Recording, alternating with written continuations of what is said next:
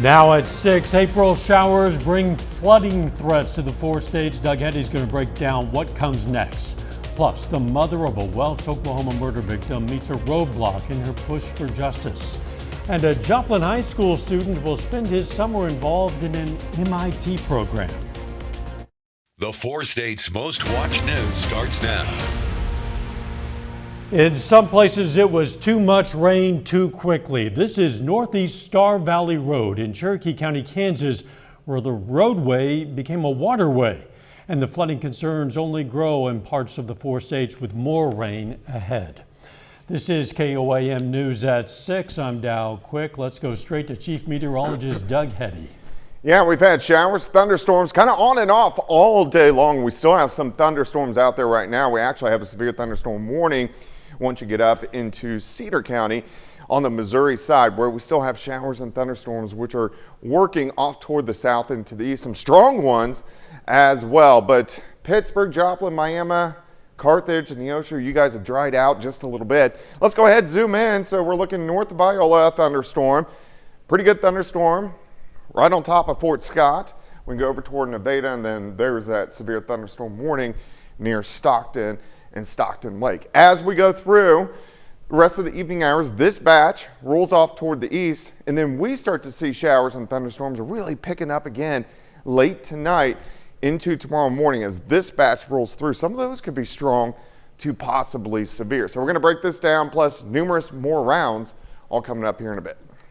See you soon. We're already seeing flooding in a number of low-lying areas in the 4 states. Those include parts of Jasper and Lawrence counties in southwest Missouri, along with Cherokee and Crawford counties in Kansas. There's a lot of water over Kafir Road west of Missouri 43. Drivers there and elsewhere need to be cautious, and they might have to find alternate routes. The mother of a 1999 Welch, Oklahoma murder victim is advocating for justice, but it seems, at least for now, her push for reform is stalled.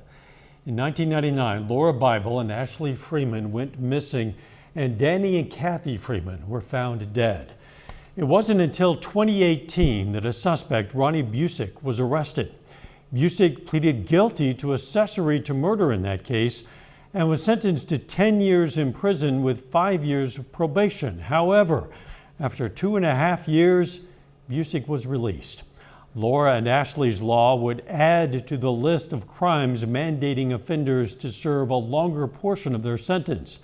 It was passed by the Oklahoma House and the Senate Judiciary Committee, but it's now stalled. Today was the last day for the bill to be heard on the Senate floor. Laura's mother, Laureen Bible, says she will now have to file again next year. We're going to have more from her tonight at 9 and 10. A Joplin High School junior is going to spend the summer participating in a Massachusetts Institute of Technology program. The prestigious opportunity is available to only about 80 students globally. KOAM's Fernandez Silva has more.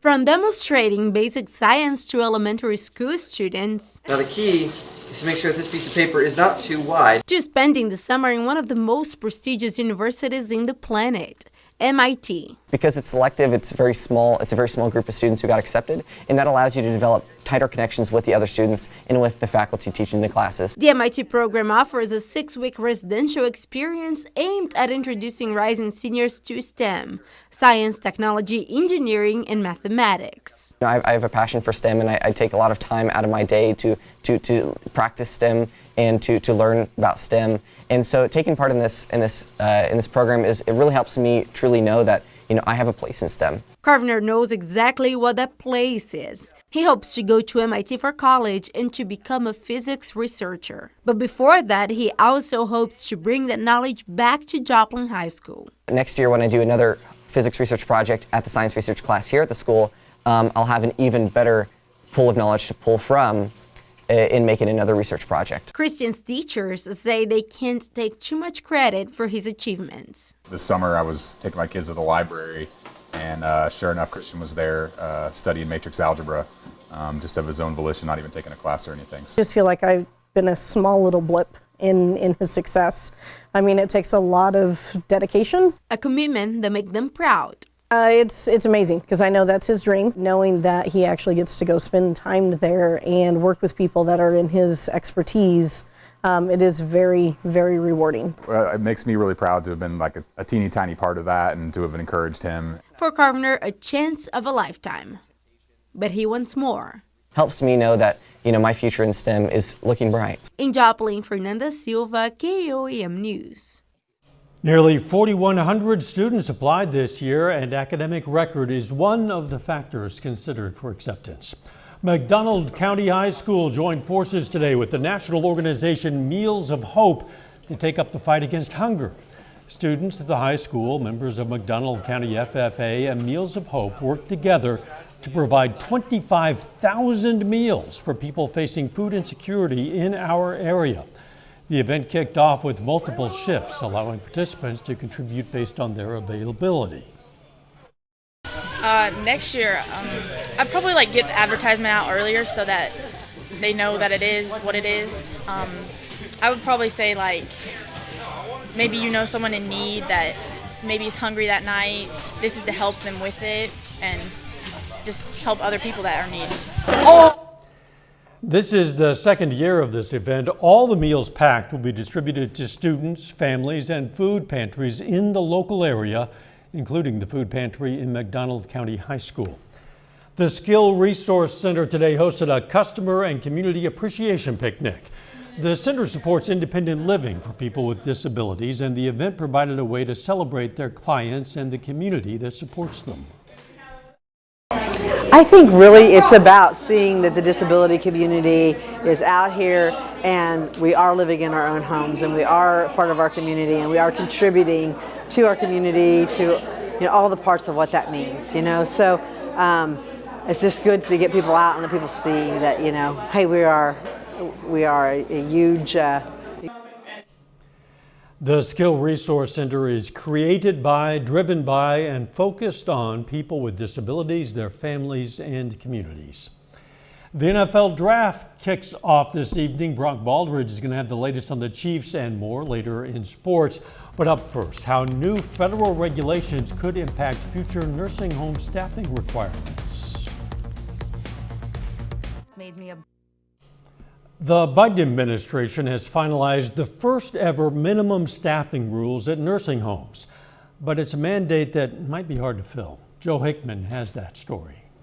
The new rules apply to about 15,000 nursing homes around the country who receive federal funding and requires that a registered nurse be on site at all times. It also mandates that every resident receive over 3.5 hours of nursing care per day for things like getting dressed, going to the bathroom, and eating, meaning that a facility with 100 tenants would need at least 2 registered nurses and 10 to 11 nurse aides per shift. Prompted by the large number of deaths from COVID-19 in long-term care facilities, the new federal requirements are intended to solve problems due to sparse staffing, such as failing to diagnose illnesses, severe bed sores, and frequent falls. After 100,000 registered nurses left the industry during the pandemic, efforts have been made to recruit and quickly train new members of the workforce. But it's still predicted that by next year, the RN shortage will be around 78,000, and it's 63,000 by 2030. So nursing homes will be hard-pressed to find the staff they need to meet the new requirements. When we look at the statistics, approximately 4 out of 496 certified facilities in the state of Missouri would actually meet the current mandate. That's impossible to be able to provide care. You can't just think that it's going to work the same as it is in, say, New York or California, as it would in Missouri. You have rural areas that have more difficulty hiring versus urban areas. We ran a $10,000 sign-on bonus for a nurse for 2 months and didn't get a single application. Tim Corbin is the administrator over the 65-patient Truman Lake Manor in Lowry City that has 72 employees. For his rural facility, the new mandate means we may or may not survive. We're in rural communities. They're not RNs. We run sign-on bonuses. We pay for education. We are paying higher wages than we've ever paid. And still, you can't make these nurses appear that just simply aren't fair. It's estimated that 2/3 of Missouri nursing homes will need to hire extra staff. A little later, the Royals take on the Blue Jays. Brock's going to have the big league details in sports. Plus more thunderstorms working in for us tonight. Those details coming up.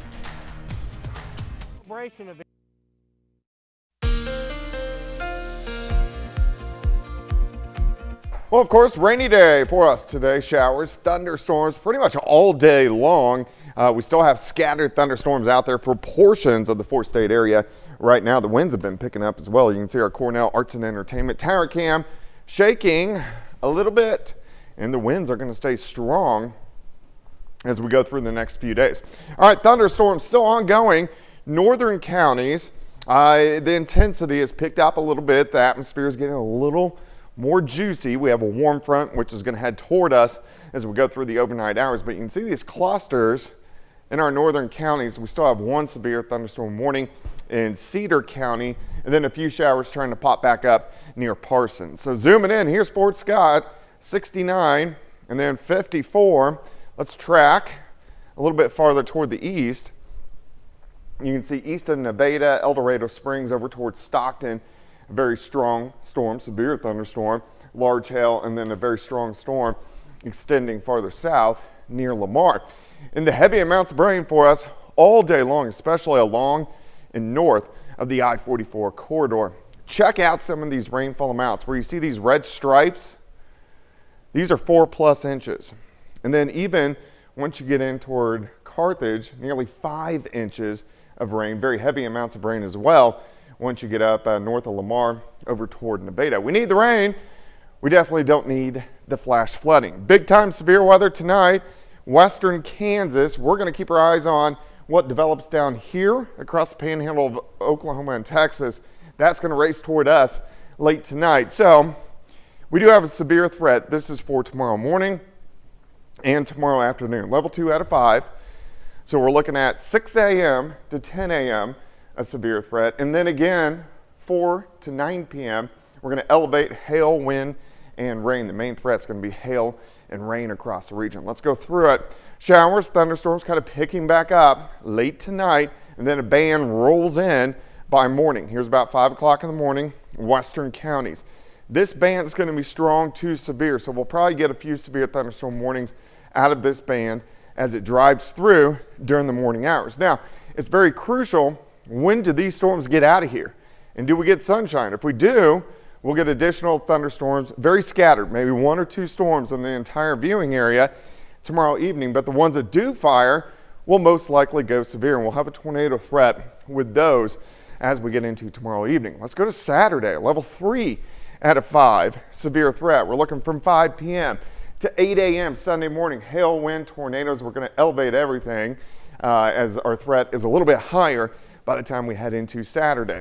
Let's look at Saturday. Most of the day is going to be dry, but showers and thunderstorms explode. So here's mid-afternoon right through southeastern Kansas. Pretty high tornado threat as well on Saturday afternoon, then driving in to the viewing area as we go late afternoon into the evening hours. Also, very heavy amounts of rain, additional rainfall amounts. A lot of areas are going to pick up 3 to 4 additional inches. Alert days, Friday, Saturday, Sunday with a severe threat. Highs into the 70s to near 80, and still scattered thunderstorms sticking around for us next week. We've already received enough rain for a little while. Kind of crazy. 3 more days of this. I know. Wow, thanks. Still ahead, the Kansas City Chiefs are hours away from making their first selection in this year's NFL Draft. And the Pitt State football team hits the practice field ahead of their annual spring game. We're going to hear from the team up next. To your heart, you'll.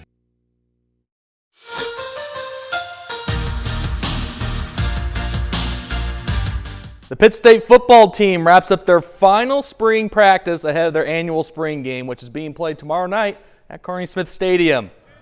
Earlier this morning, the Gorillas got to work in their indoor facility.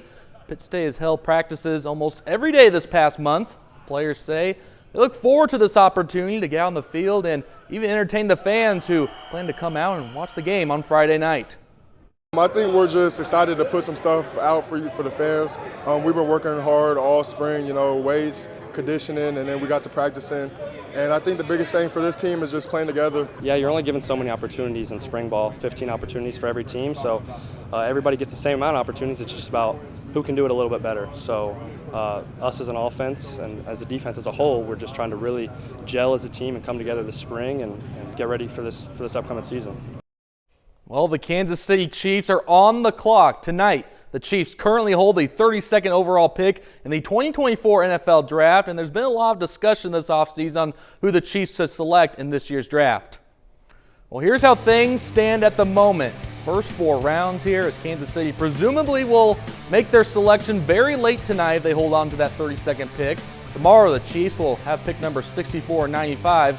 Chiefs General Manager Brett Veach was asked earlier this week if the Chiefs could potentially make a trade in the first round and move up to the top 15 pick. Could you ever envision yourself going to 32 to top 15, top 10 for a non-quarterback position? I mean, I can envision myself. I mean, got to get the owner's approval on that. But no, I think it changes every year, and I think we have a pretty good plan this upcoming week. I certainly could see something like that. A lot of things have to fall in place though for that to happen. So it'd have to be probably a specific guy or two, and then probably getting into a landing spot that's not expected. And the Kansas City Royals wrap up their final game of the homestand against the Toronto Blue Jays. The Royals can take the 4-game series with a win this afternoon. Well, the Royals had played 5 complete innings of baseball. However, we entered a rain delay around 2:46 p.m. Central this afternoon, and at the moment, the Royals currently lead the Blue Jays 2-1. Salvador Perez did a 2-run homer in the first inning to give Kansas City a lead. We'll give you an update from that game tonight at 10. And I know Pitt State head coach Tom Anthony told me the plan is to have the game outdoors tomorrow night at Carney Smith Stadium, but if need be, they will move into their indoor facility at the Robert Plaster Center. So Gorilla fans, be prepared to move if need be. And those players don't really want to have to wear flippers and snorkels whilst they're playing football. Exactly. We'll be right back. Ashley Springs. Here's a look at what's coming up on KOAM News at 9 on Fox 14. We're going to hear from the mother of Laura Bible as a bill aimed at increasing prison time for certain offenses stalls in the Oklahoma Senate. Plus, a Southeast Kansas library throws a birthday party for its beloved cockatiel. Yeah, birthday party for a bird. And researchers use AI technology to study plants to predict future medicines. Those stories, a lot more, it's coming up tonight. KOAM News at 9 on Fox 14. Warmer temperatures might bring a lot of people outdoors in the 4 states, maybe to explore the Ozarks, maybe to go to northwest Arkansas, but it also awakens a lot of reptiles, especially those snakes. The Arkansas Game and Fish Commission says out of the 39 species of snakes native to Arkansas, 6 are venomous, one of which is the copperhead. The commission says if you see any snake, especially if you're not good at identifying them, how about you just leave the snakes alone? The commission added that most bites come from either stepping on snakes or agitating them. In Arkansas, it is illegal to kill a snake. Don't agitate the snakes. That would be my advice. Avoid them if you can. I don't care if they're poisonous or not. Some of us, we just don't care for snakes. I don't like them at all. No, that's just a thing. Okay, the weather. It's going to be rainy and then rainy and then more rain after that. Scattered thunderstorms for us tonight. Some powerful ones late tonight, tomorrow morning, then again late tomorrow. Alert days the next 3 days. What are the Chiefs going to do tonight? Well, me and Doug agree it's going to be offensive tackle. But Dow, what do you think? I hope there's an offensive tackle still available and worth taking when it's time for them to pick, but there might not be. They might go with a receiver. We'll see. We'll just have to see. Thanks for joining us. We'll see you right back here for KOAM News at 10. Let's make it a great evening.